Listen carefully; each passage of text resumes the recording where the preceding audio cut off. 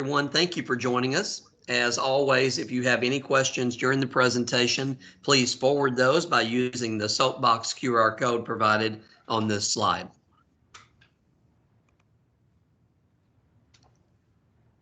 Your 3 or 4-year-old is literally bouncing off the wall, running the stairs like a personal trainer, and you're just wishing you could steal some of their energy for yourself. One thing is for sure. If they stay cooped up in that living room much longer, it's going to be declared an official disaster zone. What's the solution? Hey, let's round them up and head outside. You know, the great outdoors provides countless learning opportunities for your preschooler. It offers learning opportunities that integrate math, science, literacy, motor, art, music, and more through the natural environment that benefits children socially, cognitively, physically, and emotionally. That's why it's critical that from the earliest ages, your kids are encouraged to see what they're learning as interconnected and relevant to their world. It's important for children to see connections among such big concepts as reading strategies, fundamental scientific concepts, and art appreciation. You know, children are naturally curious, exploring the environments around them and unlocking a boundless world of learning. Outside, everything a child encounters is an invitation to collaborate, create, and play. Nurturing that innate sense of wonder found in outdoor play can inspire a child's lifelong love of learning, help establish a strong foundation for future explorations, and offer them a window into their own imaginations where they are empowered to think freely, pursue curiosity, and grow together. That's why, along with Brittany York, this is Chuck Williams from the Callaway County Early Childhood Regional Training Center, inviting you to join us as we review Get Outside, Learn Outside, using the outdoors for integrated NTI for families of preschool students.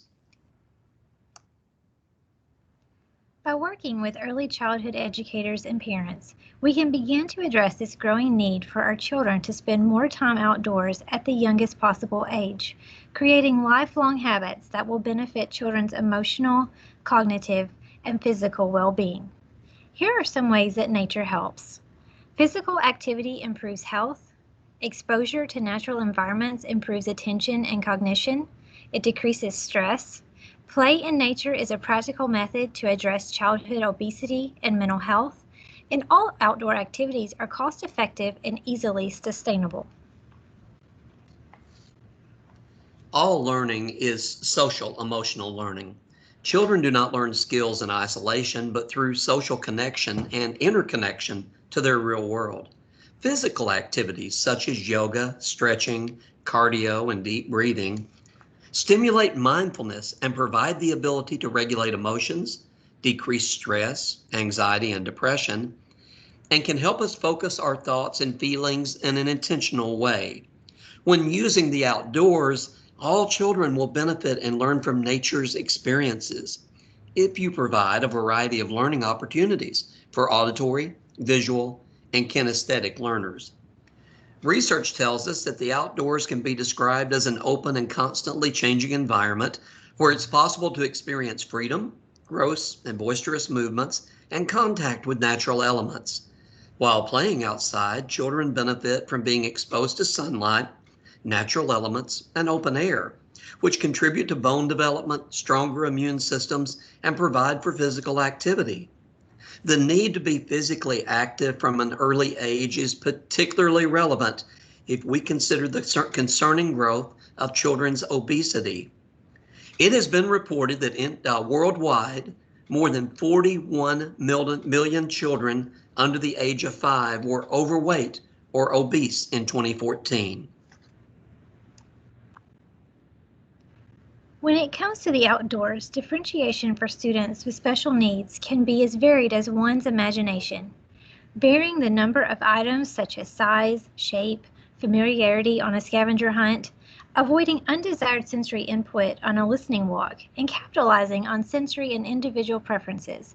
After all, outdoor learning is for everyone. Demonstrate what you want the child to do using words, visuals, and concrete objects.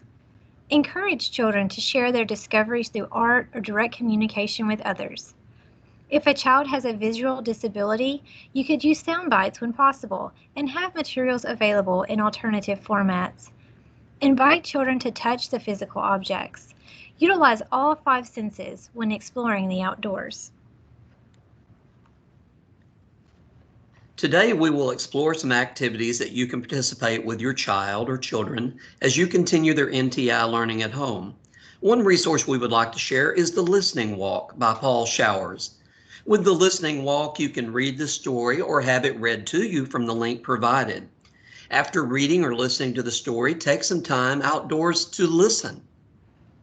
And then talk with your child about the sounds, both natural and human. Some example questions you might ask are, how would you describe this sound?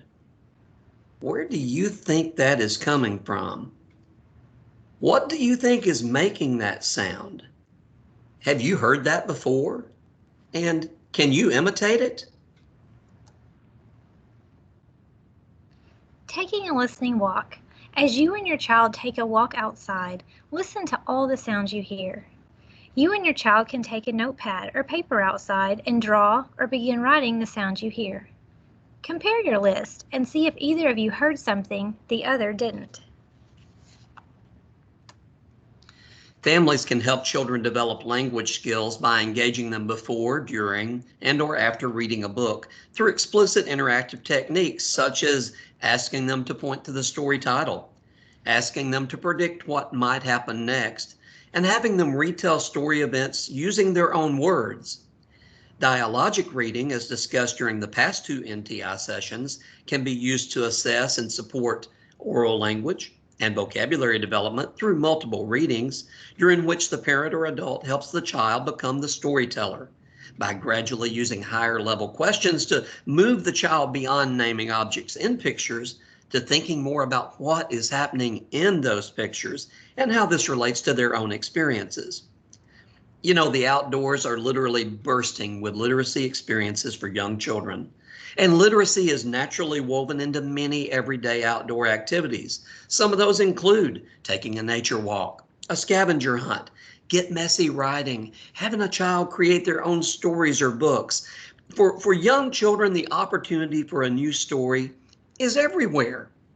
When we think of bringing literacy outdoors, some titles we find useful are Warm Weather by Jean Taft, Little Cloud by Eric Carle, and Planting a Rainbow by Lois Allert. Allow children to share their discoveries through art or direct communication with others. Art-rich experiences involve using tools and variety of art media and materials, being creative and inventive, developing questions based on observations and first-hand experiences, exploring meaningful content, and sharing understanding. Some examples of art would be using chalk art. And remember, fences are blank canvases where children can build creativity through weaving ribbon or string to create patterns and creating masterpieces and hanging them on the fence. A suggested reading resource is Goodnight Owl. After reading or watching this book, you could create your own owl mask. The materials needed for this activity include paper plates, crayons or markers, yarn or string, and scissors. As we continue to think of art in the great outdoors, we want you to consider that literally hours of fun may be had with a few simple pieces of sidewalk chalk. As Brittany opens those links for us, I want you to consider some of the activities suggested, which include hopscotch. Now, this is an oldie, as in the fact that kids have been playing it for over 300 years, but it's a definite goodie. Once your children have conquered hopping the course, see if they can double hop on each box or use varying feet for hopping on the way up and the way back down the course. Chalk bullseye. Use various colors of chalk and draw a circle with a bullseye in the middle. Within each circle, write point values if you want the kids to brush up on their math skills, or simply use markers to see who can throw an item closest to the bullseye. For markers, use chalk, stones, bean bags, or on a hot summer day, why not wet sponges or water balloons to amp up the fun? A chalk maze. Have your kids design their own web of squiggly lines, circles, and other lines with chalk to design a maze through which others can walk, run, cycle, or scoot. The bigger, more colorful, and more intricate the maze, the more fun kids will have working their way through. How about an alphabet hop? Use chalk to make 26 squares or circles fairly close to one another and write the letters of the alphabet in each. For kids who are just learning their alphabet, call out letters and have them hop from one to the other. For kids who are able to spell, call out familiar words to spell and have them hop using 1 or 2 feet from one letter to another. And finally, sidewalk twister.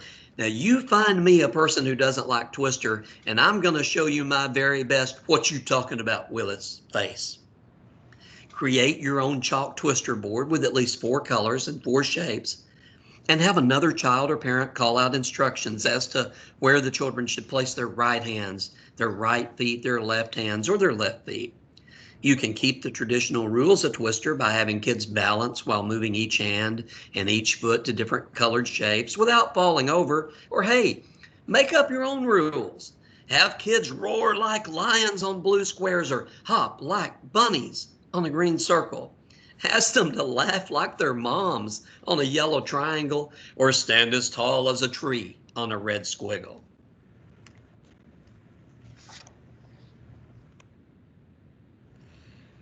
Taking a nature walk.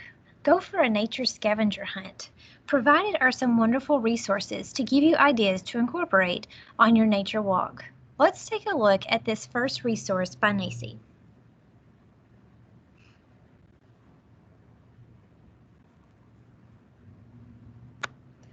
On your scavenger hunt, find something that is a certain color, is dry, wet, shiny, or pretty. Is tiny or huge, something the wind blows, something that crawls, has no legs, 4 legs, or 6 legs. Or make up your own ideas. Put a twist on your scavenger hunt. Find 3 flowers that are different. Smell the flowers. Close your eyes and see if you can identify the flowers by their smell. Try finding things in categories such as items with bark, items that are high, or items with branches. Observe and sketch. Examine items carefully and draw what you see. For example, find flowers of different colors and point out the petals and other parts. Or find a variety of leaves and observe the different shapes, colors, textures, and veins. You and your child can imagine you are scientists observing and documenting what you see. Observe a tree throughout the seasons. You can watch for leaves and flower buds bursting in the spring. Right now you can see the insects buzzing this summer. During all seasons, watch for visitors that visit the tree, birds and small animals looking for food or a resting place. Find nature in surprising places. Look for places to explore near where you live. Nature can hide in the cracks of a sidewalk, under the stairs, in abandoned lots, and on the edges of manicured lawns. Press flowers and leaves. Find flowers and let them dry. Press between the pages of a heavy book. Once they are dry, use them to make crafts. For example, put clear contact paper over the flowers to make a placemat or a bookmark.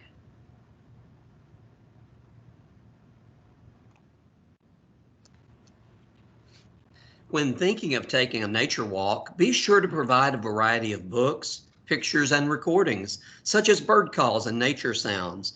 Call on all the 5 senses when observing in the outdoors. Some open-ended questions to think about during your nature walk include, I wonder if, tell me about, how did you, and what do you think?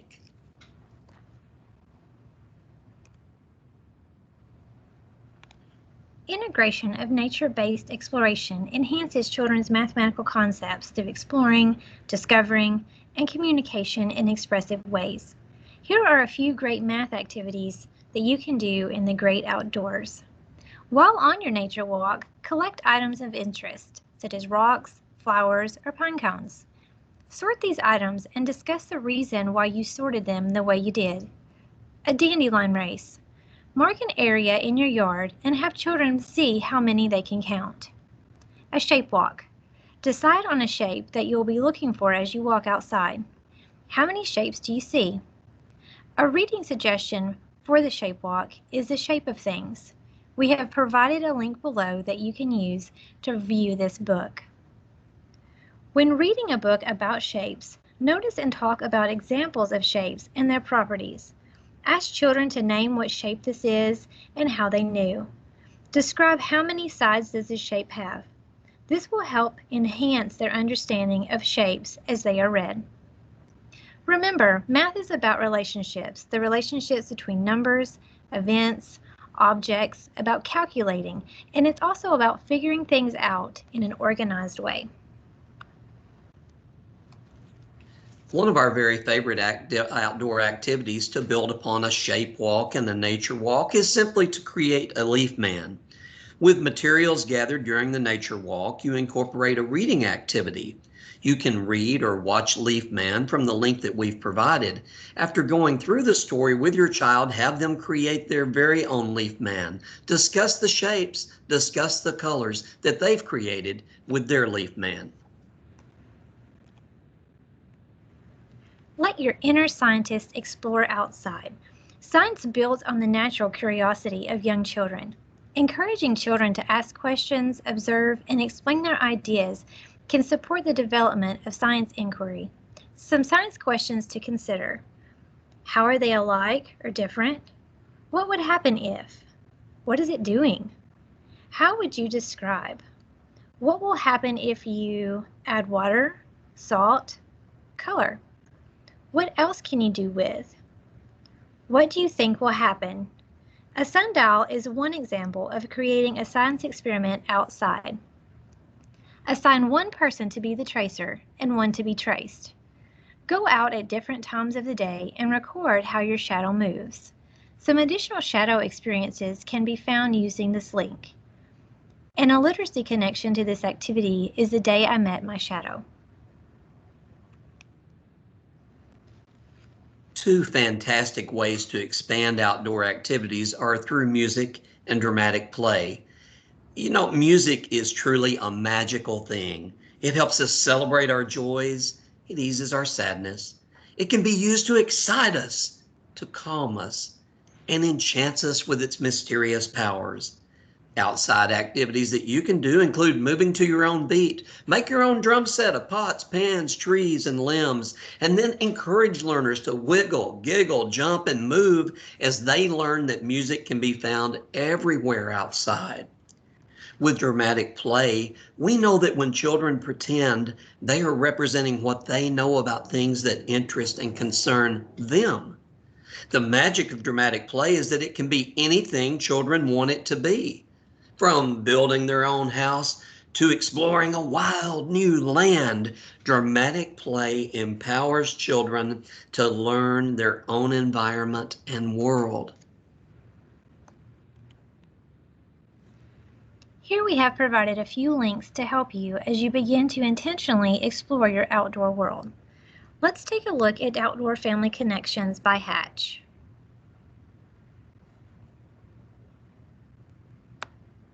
They have broken down each activity to show areas that you will be covering: language, math, physical, science, and technology. Looking at the first activity, we can see that we will be exploring language, math, physical, science, and technology. They also list any materials that will be needed and provide you with examples. They also provide examples to differentiate according to your child's abilities. As we scroll down, you can see guidance is provided on all activities.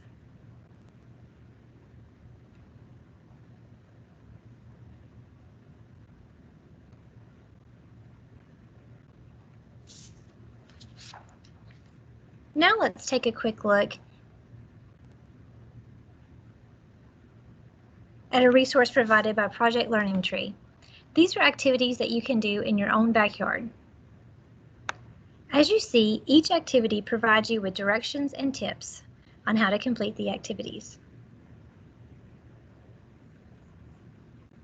You also have the option to download the activities and use any charts or resources provided within.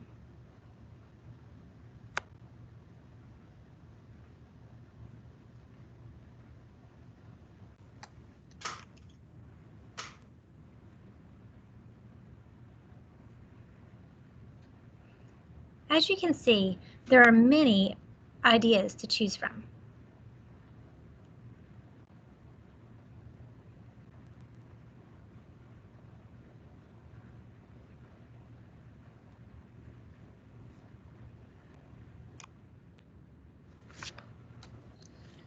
We hope we've helped you find some fun and innovative ways of enjoying the outdoors with your preschooler, but we want to encourage you, please don't forget the accomplishments. It is so important to acknowledge children's accomplishments, from what might seem like the very smallest task to you or I to great discoveries. Children need frequent praise to empower them to continue their exploration and their interest in learning. Here are some ways to document the progress of your child during NTI. Take a picture, record a video, complete a checklist, keep journals, and work samples. We want to sincerely thank you for participating with us today. Please know that you can find more resources from your individual RTCs by visiting our websites or giving any of our 5 offices a call. We hope you all have a wonderful day.